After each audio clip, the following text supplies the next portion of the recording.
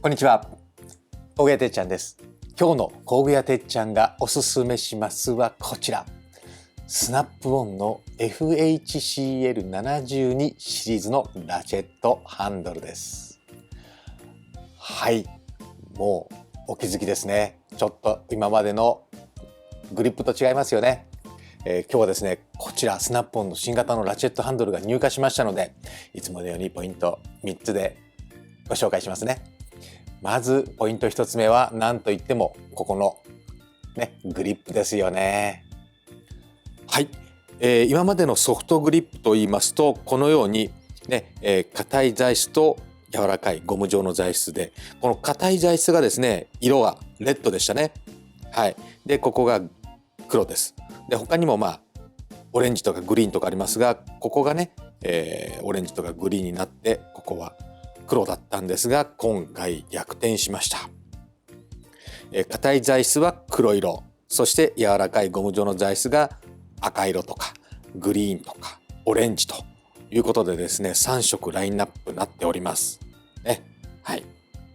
グリーンはこんな感じです。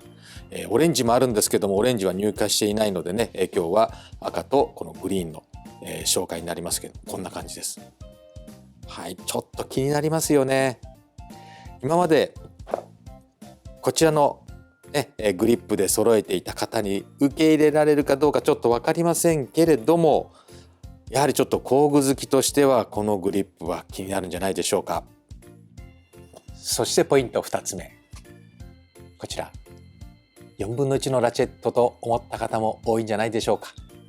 でも僕最初にね FHCL とね型番言ってしまったので、スナップオン好きの方でしたらお気づきでしょう。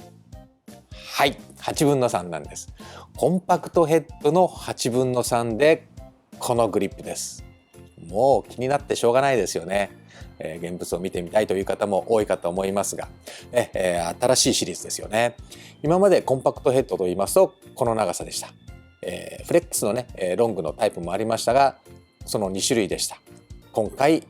コンパクトヘッドにこのソフトグリップタイプが登場したということです。で4分の1もあるのかなと思ったら、今ね4分の1はなくてこの8分の3のコンパクトヘッドシリーズのみがこのグリップになってます。はい、ちょっとプレミアム感がありますよね。そして最後ポイント3つ目、気になるラインナップですよね。僕が調べた中ではですね3タイプあります。今日はですね入荷しているのが2タイプなので、そちらで紹介します。先ほどから紹介してますこちらのタイプと、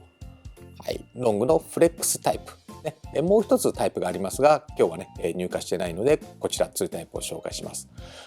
3タイプのラインナップで、この赤、グリーン、オレンジで各色ありますんでね、気になる方はファクトリーや各店にお問い合わせください。こちらの商品はですねまだ新商品なので、通販サイトでもまだページの準備ができておりませんので、お問い合わせはメールでお問い合わせいただきたいですし、各店でもですねまだ在庫置いてないと思いますので、今度はね取り寄せ対応になるかと思います。気になる方はファクトリーや各店のスタッフにお気軽にお問い合わせください。はい、スナップオンのね新しいグリップ、今後の展開が楽しみですよね。いろいろと増えていくといいと思いますが、今後を楽しみにしながらですね、まずはこちら使ってみてはいかがでしょうか。